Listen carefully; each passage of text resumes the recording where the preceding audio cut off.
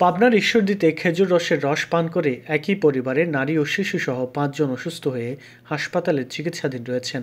আক্রান্তরা উপজেলার লক্ষ্মীকুণ্ডা ইউনিয়নের পাকুড়িয়া বরামপুর গ্রামের বাসিন্দা।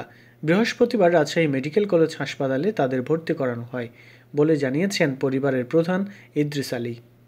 তিনি জানান, গত ১৯ জানুয়ারি সকালে পরিবারের আক্রান্তরা খেজুর রস পান করে।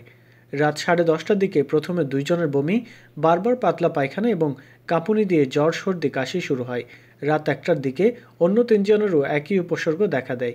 ২০ জানুয়ারি ভোরে আক্রান্তদের ঈশ্বরদী উপজেলা স্বাস্থ্য কমপ্লেক্সে নিয়ে গেলে সেখানে স্যালাইন দেওয়া হয়। ঈশ্বরদীতে অবস্থার উন্নতি না হলে আক্রান্তদের রাজশাহী মেডিকেল কলেজ হাসপাতালে স্থানান্তর করা হয়।